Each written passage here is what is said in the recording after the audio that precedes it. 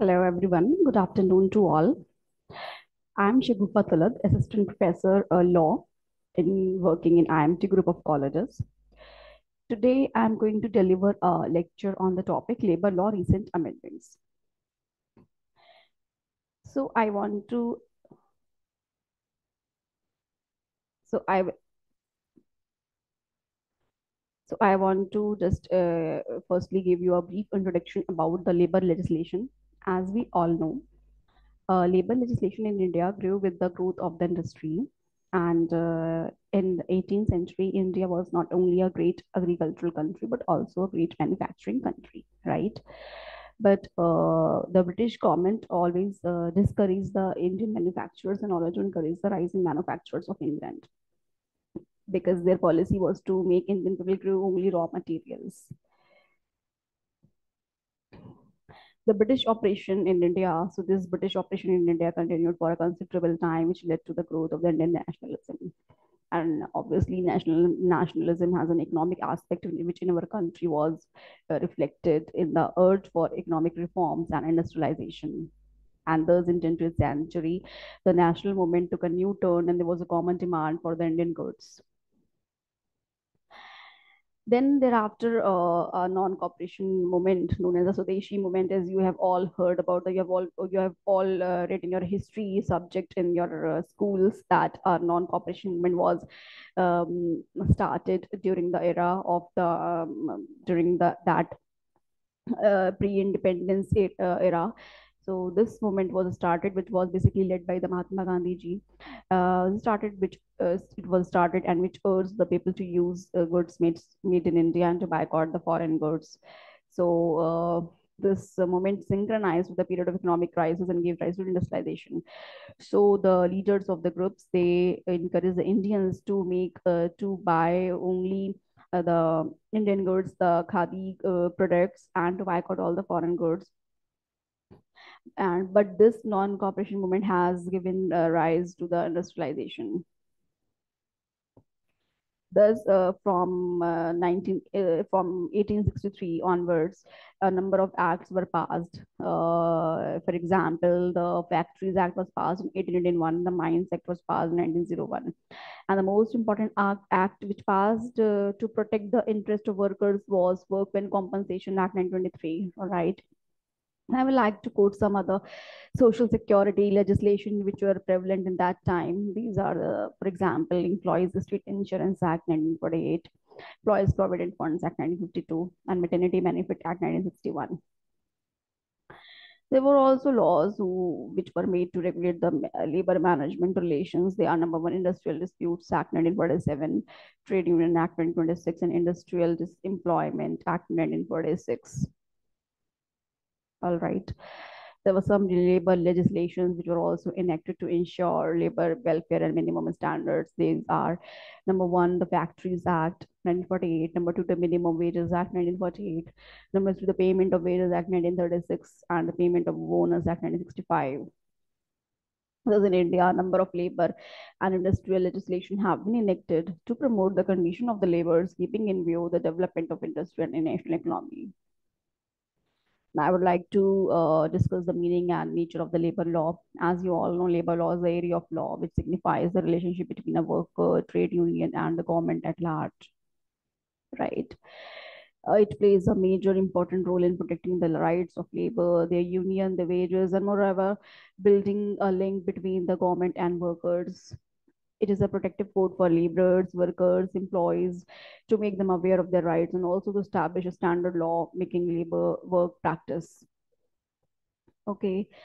It is mainly related to the matter of labor relations, functions of in trade union, adequate environment of working conditions under which laborers are working, strikes and security of their labor. Okay. Now, I would like to also quote some constitutional provisions with regard to the labor laws. in with regard to labor laws, we have chapter 3, that is part 3 in the Constitution, which deals with the fundamental rights, and part 4, which is a directive principle of state policy.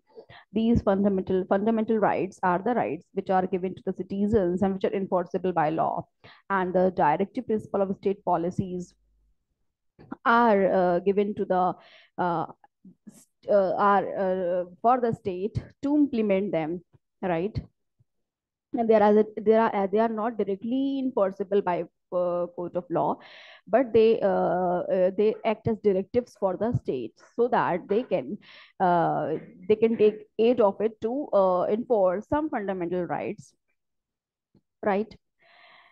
So in our part 3, there are some articles like Article 16, 19, 23, 24. 16 is about the 16 talks about the public employment. 19 talks about the freedom, or the six freedom which are given to us, right? And the 23 talks about the forced, 23 talks about the prohibition of this forced labor and begar. 24 is about the prohibition of the workers below, prohibition of child from working in any workplace who are below the age of 14 years, just as we have in part 4 with some directive principles like Article 39 at equal pay for equal work, and equal opportunity for both men and women, 41 right to work, 42 maternity relief, 43 43 and thus 54. So these have ensuring the relevance of dignity of human labor, and then there is a need to protect and safeguard the interest of labor as human beings by keeping in line with the fundamental rights of DPSPs. Now, this is the responsibility of the Constitution.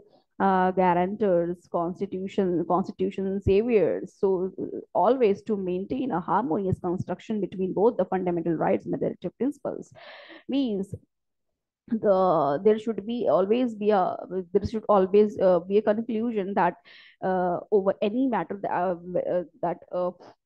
not in either not either the fundamental rights can overrule DPSPs, and nor the DPSPs can overrule the fundamental right. Means we have to maintain a harmonious construction between both these rights, both the fundamental rights and DPSPs, so that neither of the interest so that neither of them uh, uh, uh, neither of them lacks behind, right?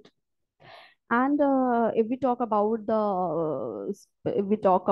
that where labor law exists in the constitution, so it is the subject of a concurrent list in the Indian constitution. That means both union and state government are qualified to legislate and administer labor matters, right? So regarding labor law, both the central government can also make law, and the state government can also make law. It is a concurrent subject, right? It has a place in the concurrent list in the seventh schedule of the constitution. Parliament has enacted a majority of important legislative acts qualified to legislate and administer labor matters. So now we are going to classify labor laws depending upon their subject matters. So there are more than 100 legislation dealing with labor law in India. Therefore, the classification of labor laws in India becomes important for the purpose of understanding them. For example, laws which are dealing with industrial relations, we have Industrial Dispute Act 1947, Trade Union Act 1926, law dealing with the remuneration, payment, deduction, and related issues. We have Payment of Wages Act 1936, Minimum Wages Act 1948, State Insurance Act 1948, and the law dealing with the social security of the employees. We have Employees Compensation Act 1923. Laws dealing with the nature and condition of service and employment. Factories Act 1948, laws dealing with the issues of gender equality and women empowerment. We have Equal Remuneration Act 1976, Maternity Benefit Act 1961. Laws dealing with the prohibition of the social evils. We have Child Labor Prohibition and Regulation Act. Sexual Harassment and Workplace Prevention and Prohibition of Redressal Act 2013.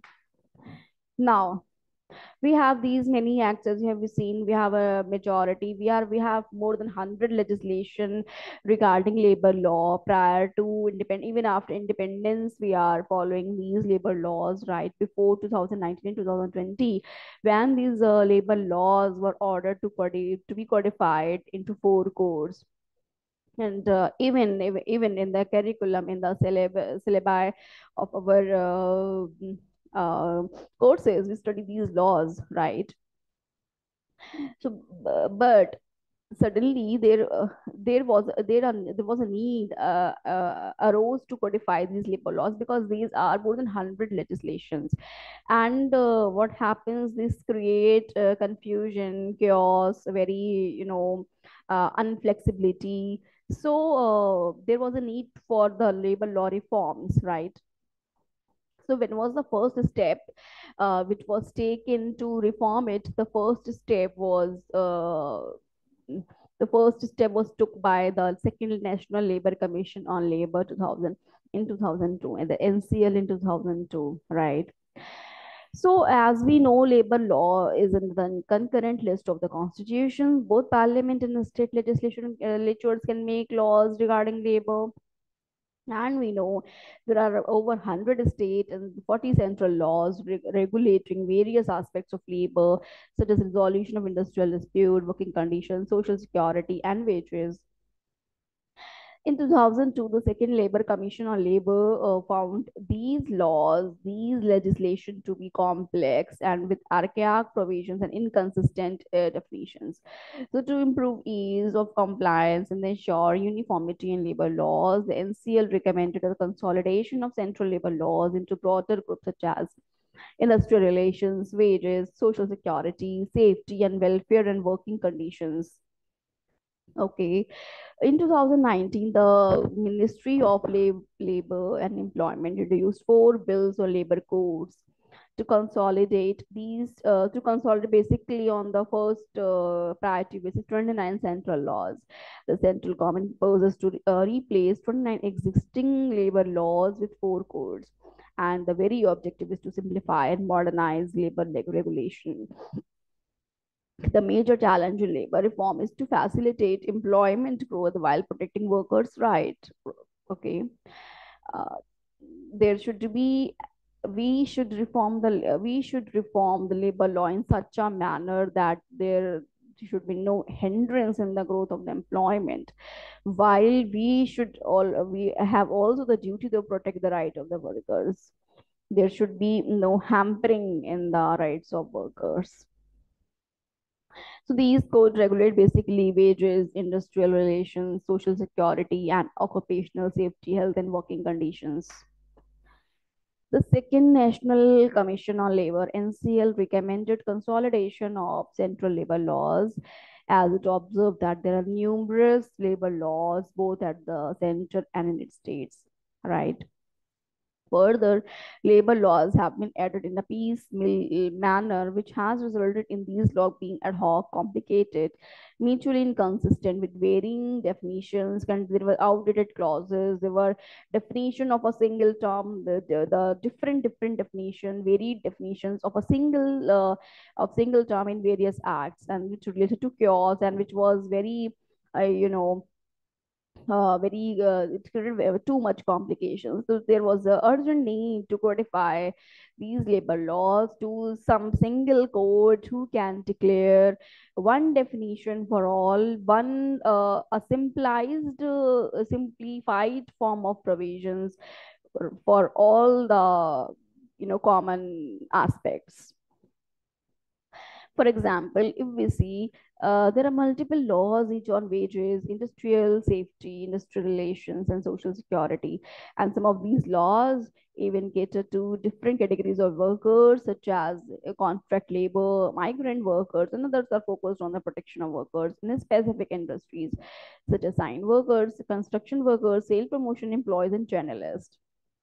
And as I have quoted, several laws have different definitions of common terms, such as if we see the term appropriate government is defined differently in different acts. Same way, definition of worker, employee, establishment, and wages and these are defined differently and which resulted in varied interpretation, thus leading to chaos and complexions, which was the only need actually to codify. And all moreover, there was also a need to codify some provisions which have become very irrelevant if we in these the in the present scenario. They have become very, irrelevant, unapplicable. They need to be reformed on a very priority basis. The Commission also emphasized the need of simplify and consolidate the labor laws for the sake of transparency, uniformity in definitions and approach. Since various labor laws apply to different categories of employees and across various thresholds, the consolidation would also allow for greater coverage of labor, right? For the sake of transparency, for uniformity in definitions and approach, these were needed to be simplified and consolidated. Also, one of the major reasons as to why there has been such a major change in labor law is because it is a need of the hour, especially when there is COVID area. The right of workers have to be protected, right? As we have seen in the COVID areas, especially in the COVID area, many of the workers were fired without even giving a reason. Many of the people have lost their job. So this become a very, big concern for the government to reform all the labor laws with immediate effect. Right. So in 2019, we have only Code on Wages Act, but subsequently we have seen in 2020 we have codified three more codes. Many workers have been facing a lot of issue regarding their employment as they are terminated and laid off without giving even a reason and facing concerns with their workplace environment, etc.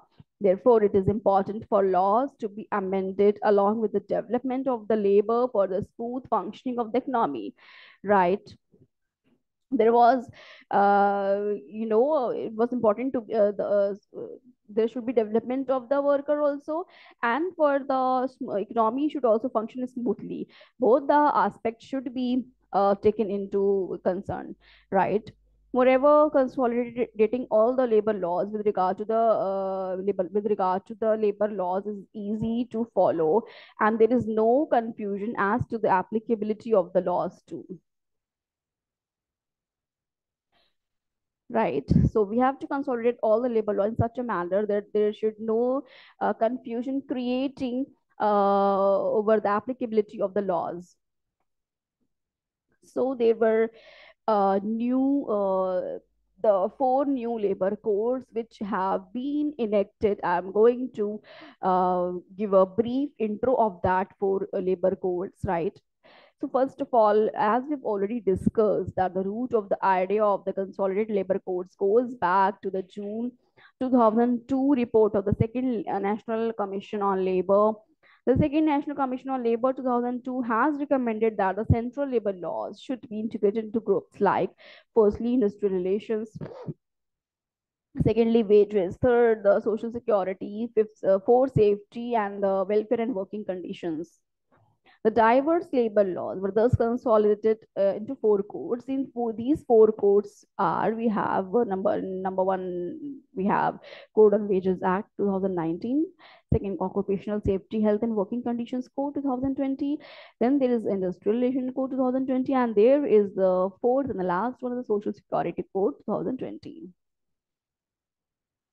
Now, giving a brief introduction about the Code on Wages Act 2019, this code seeks to regulate wages and bonus payment in all the employments where an industry, business, trade, or manufacturer is carried out. This code replaces the following laws like Minimum Wages Act 1948, Payment of Wages Act 1936, Payment of Bonus Act 1965, and Equal Remuneration Act 1976. It has make provisions for minimum and timely payment of wages to all the workers in India. It also applies to all employees, both employed in both the organized and unorganized sector. So this code has make the earlier we have also the provision, but now this code has make a minimum provision for minimum and timely payment of wages to all the workers in India. There is a provision, new provision of floor wages for the workers. And also the major change that was introduced by this code, that it is a now the codes have been which are enacted, they are applicable to both the workers organized, which are working in organized and unorganized sector. Earlier the labor laws were applicable only to the organized sector but not to the unorganized. But now these new labor codes are applicable to both the organized and unorganized sector. Now, second one is the Industrial Relations Code 2020. The Industrial Relation Code aims to streamline the laws regulating the industrial disputes and trade union in India, right? All the Industrial Dispute Act which were existing before the 2020 were consolidated to one code, and it replaces basically three existing laws. That is, number one is the Trade Union Act, number two the Industrial Employment Standing Orders Act 1946, and number three is the Industrial Dispute Act 1947. It has stipulated that the companies with up to 300 workers will not be required to take prior government approval for firing up employees, right? Now the government has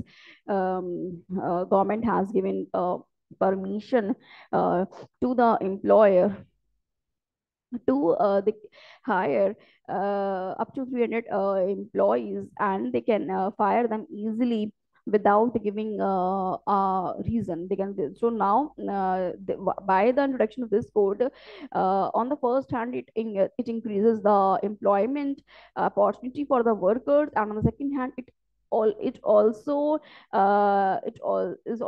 has become easy for the employers to fire the employee if they find any better than the existing employee. So it is we can say it has both, this provision has both pros and cons. This will encourage employers to formally hire workers as they can fire them easily during crisis, right? This code proposes to restrict right of workers to strike. Yes, now the earlier the provision regarding a strike that the employee has to give only 14 days notice for the strike, but now the employee has to give the 2 months notice and 60 days notice for the strike. Okay. Next, we have the Social Security Code 2020. The code on the Social Security 2020 has, for the very first time, extended Social Security benefits like maternity benefits, disability insurance, gratuity, health insurance, and old age protection to workers in the country's booming organized sectors, right? Earlier, the social security benefit were not applicable to the unorganized sector. Basically, by unorganized sector, we mean the gig workers, the platform workers, the contract workers, home-based workers, right? Gig workers like the delivery boy for the Swiggy, Zomato, the Ola, Uber driver. These are covered in the unorganized sector. Earlier, labor laws were not applicable to them, but now, by the introduction of these new four codes, these are applicable. The labor laws are now applicable to them also, right? For example, the social security benefits which weren't available to them before, but now by this the introduction of this code, they're also applicable to them. It also stipulates the gratuity benefits to fixed-term employees without any conditions on minimum service. Right? Earlier there was a provision that you will be entitled to be given gratuity only if you have served the minimum service of your employment. But now there is a change, a big change. Now the gratuity benefit will be applicable without any conditions on minimum service. Right? It also proposes a national security, social security board, which shall recommend to the central government for formulating suitable social security for different sections of on organized workers, gig workers, and platform workers. The code proposes the creation of the Social Security Fund for extending these benefits to the workers in unorganized sector. Again, this creation of Social Security Fund will also be applicable. This fund will to the workers in the unorganized sector, right? Now, the central and the state government can also contribute to social security fund, and it has integrated this code has integrated nine previous regulations relating to the social security. Namely, in one we have Employees Compensation Act 1923, Employees Provident Fund and Miscellaneous Provision Act 1952, Employees State Insurance Act 1948, the Maternity Benefit Act 1961. The Unorganized Workers Social Security Act 2008, the Payment of Gratuity Act 1972, the Employees Exchange Act 1959, the Building and Other Construction Workers Cess Act 1986, the Assigned Worker Welfare Fund Act 1981. All right. Now we have the fourth and the last code, that is the Occupational Health and Working Conditions Code. This code aims basically to regulate the safety, health, and working conditions of the worker employed in the establishment, right? This code proposes to widen its applicability to different varieties of workers, namely interstate migrants, sales, promotion employees, etc. Further, it attempts to promote gender equality. It also proposes to let women workers work during the night time after giving consent. And moreover, it has integrated 13 labor laws. If we see, we have 13 labor laws regarding to the safety, health, and working conditions. Now, this code has integrated the 13 labor laws relating to the safety, health, and working conditions, right? And this code has also dropped the earlier provisions for the temporary accommodations for workers near work site, right?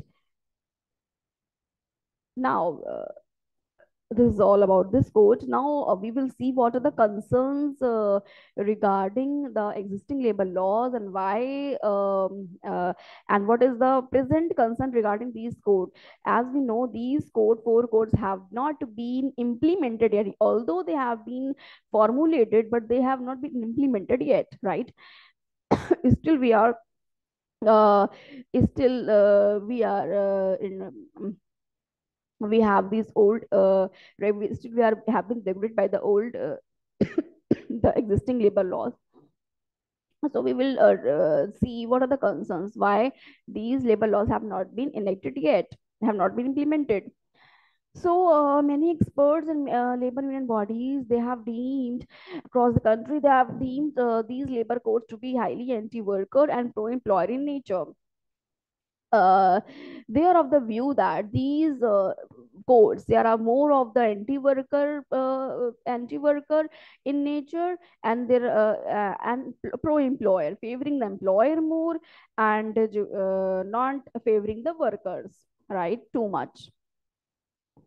Government argues that raising the threshold for the government in approval in case of winding up and firing price up to 300, it will increase employment creation, right? Government has said that it will increase employment creation, but the labor unions are of the opinion that this will also allow the employers to hire and fire as many different workers freely as per their will, right? कि जब भी उनका मन होगा, they will fire them as per their wish, as per their will, right?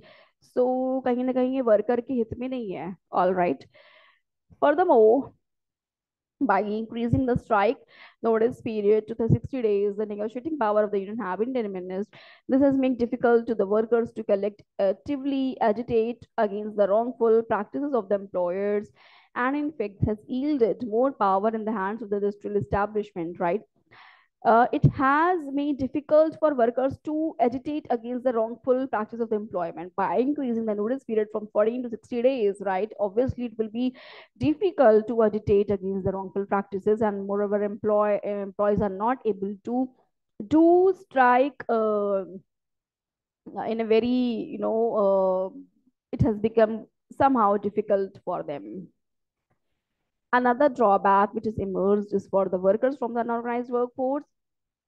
Representatives say that the employer government has done very little to extend the employee social to extend the social welfare benefit to the gig and the platform workers. They will receive social security benefits in lieu of lower cash in hand. The government has although promised to extend social security benefits, but what is the loophole there, that they will receive the lower, earlier they were given the higher pay cash in hand, but now their in hand salary has been decreased, and in lieu of that they have been giving the maternity, these social security benefits, right? Also, they argued that argued that not all the benefit have been offered to these unorganized workers. So this is the end of the session. I hope this session has benefited you a lot. A very thanks to all of you. Have a nice day. Goodbye.